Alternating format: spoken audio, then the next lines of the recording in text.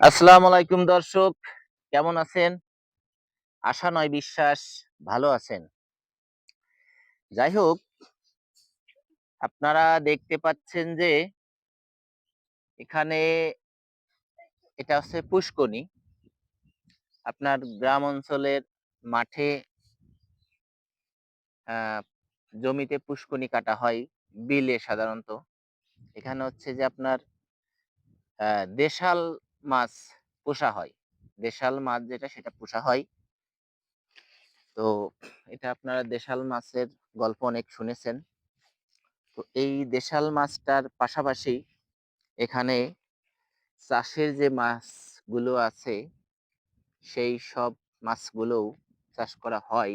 তবে এখানে দেশাল মাছ আছে। তো এই দেশাল মাছকে আপনার পাহারা দেওয়ার জন্য আপনারা দেখেন এখানে একটা কি বটগাছ।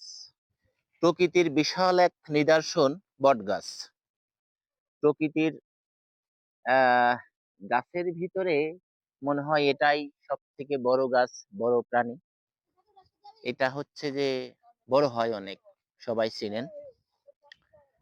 সেই বটগাছের সাথে আপনার আছে হচ্ছে যে এটা চিনেন হয়তো সবাই, এটাকে বলে কুঁড়ে ঘর।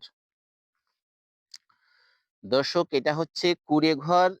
এই আমাদের গ্রাম বাংলার ভাষায় বলে কুঁড়ে ঘর।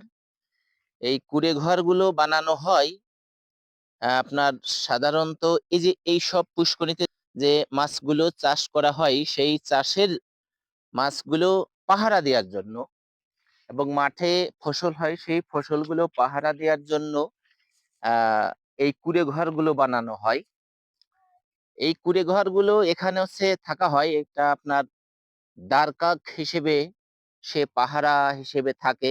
এখানে মানুষ থাকে রাতে পাহারাদার হিসেবে। এই কুঁড়ে ঘরের বিশাল এক নিদর্শন আছে, যেটা হয়তো অনেকেরই অজানা। এটা এটার ভিতরে যে না থাকছে, এটাতে যে না থাকছে, না ঘুমাইছে, সে এটার মর্ম বুঝবে না। এখানে রাতে বসবাস করার, রাত্রি যাপন করার বিশাল এক মজা আছে। বিশাল এক মজা, যেটা এখানে না শুয়ে থাকলে আপনারা বুঝবেন না। তো যাই হোক, কাহিনী আছে, একটা গল্প আছে, যেটার ইতিহাস আমরা আপনাদেরকে পরবর্তী ভিডিওতে জানানো হবে। এর একটা গল্পের পিছনে বিশাল একটা গল্প আছে, যেটার ইতিহাস আপনারা পরবর্তী ভিডিওতে পাবেন ইনশাআল্লাহ। যাই হোক বন্ধুরা, সবাই সাপোর্ট করবেন, আহ ভালোবাসা দিবেন, এই আশা ব্যক্ত করে আমি শেষ করছি। ধন্যবাদ।